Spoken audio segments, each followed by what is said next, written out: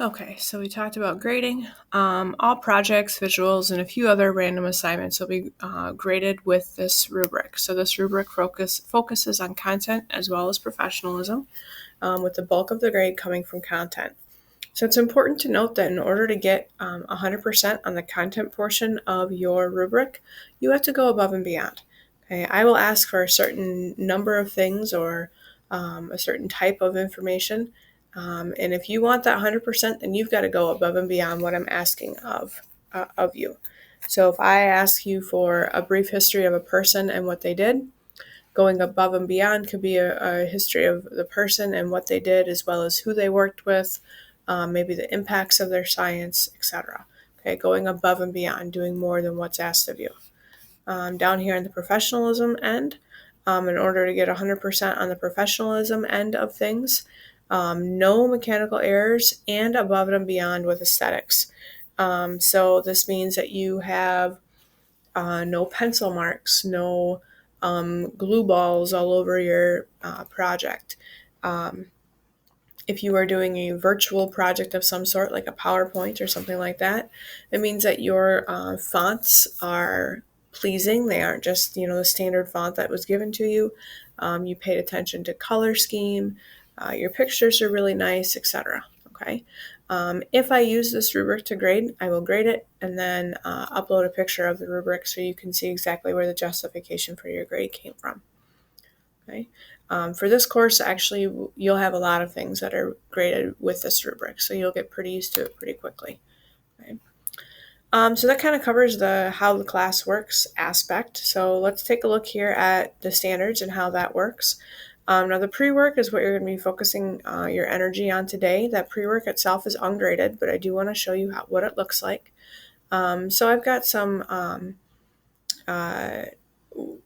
basically activity worksheets here that I want you to take a look at. If you are a person that is unsure how to use a ruler, please grab a ruler from the pink bucket up front on the brown bookshelf and do the measurement activity. Okay. If you need help on conversions, please do the conversions practice worksheet.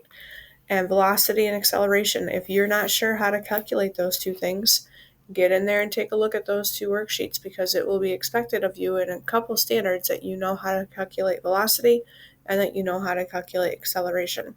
These things are things that you should have covered in middle school, so it should be just a refresher for you.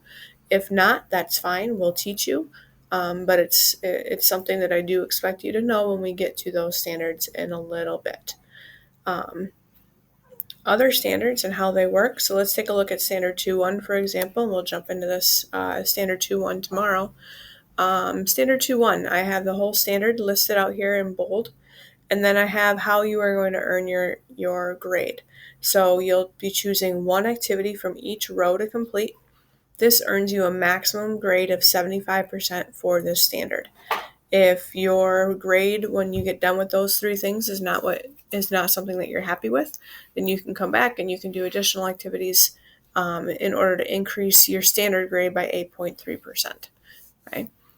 So let's say you want to take a look at the forces practice worksheet, and that's the worksheet you're going to choose for row 1. You would click on the forces practice, and it's going to open you up a Google Doc. If you are a Google person, go ahead and make a copy of this and save it to your drive. Most of you are not, and so you're going to go over here to File.